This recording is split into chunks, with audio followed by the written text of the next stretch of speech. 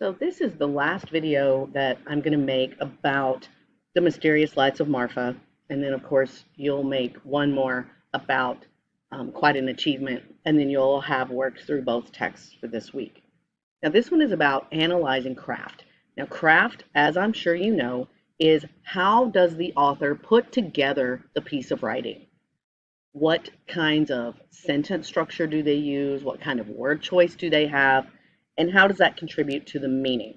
So I'm going to start again with the title, Mysterious Lights of Marfa. I'm going to go over here to the thesis statement.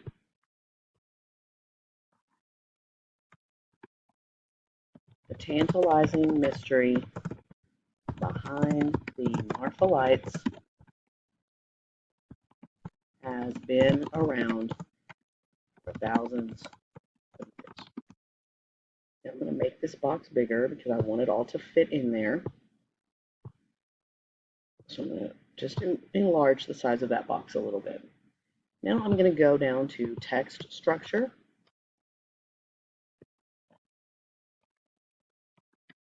The mysterious lights, Marfa, have, no, that is not my text structure.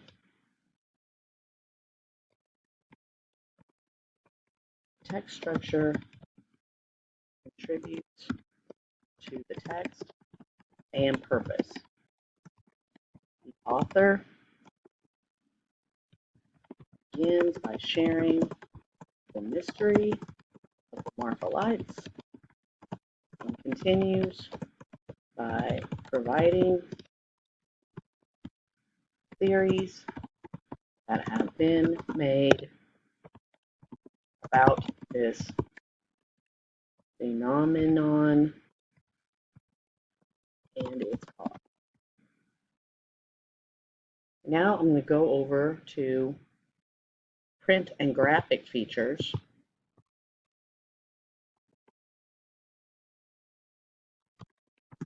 Author includes a map of Marfa showing location of the lights as well as the viewing area.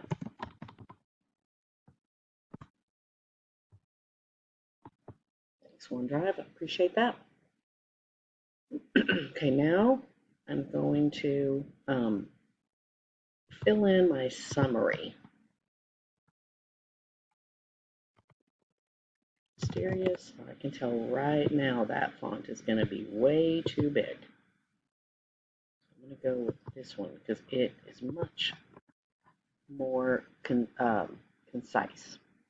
The mysterious lights of Marfa have been a tantalizing mystery thousands of years. These lights have been explained as falling stars, ghosts, headlights, and scientific phenomena. Theories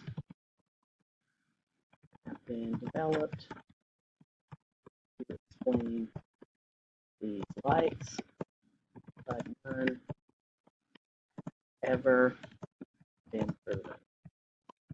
So now I want to take this box, I'm going to make this one smaller. I'm going to move this one because I need more space here. So I'm going to enlarge that. I think I can make author's purpose and key ideas fit right here with no problem.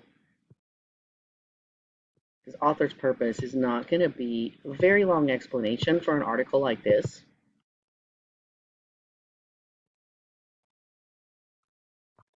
The author's purpose in writing this article is to inform readers about Marfa lights.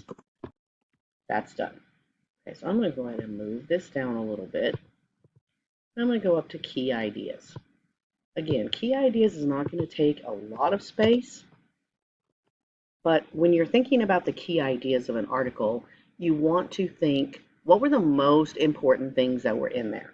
So I'm going to use some bullet points. Marfa lights have been seen for thousands of years. There are many explanations.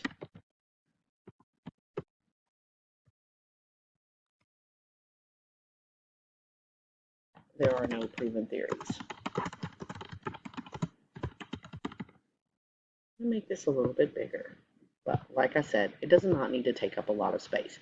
Now my last thing, and this is an important thing, so don't ever gloss over this.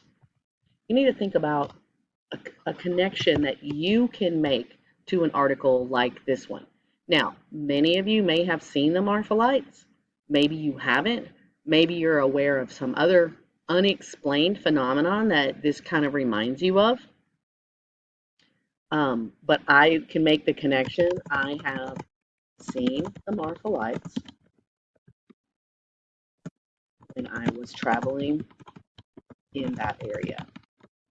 So again, I don't like that font. It's too big, too spread out. So I'm going to use this one that's more concise. And then again, on your border, you're going to go around and you're just going to fill things in. So essentially, that's how you're going to do this. You can add color. You can be as creative as you can possibly be to make this your own. But make sure that you get your thinking inside those boxes, and then you're going to reproduce this same exact type of thinking with the article Quite an Achievement.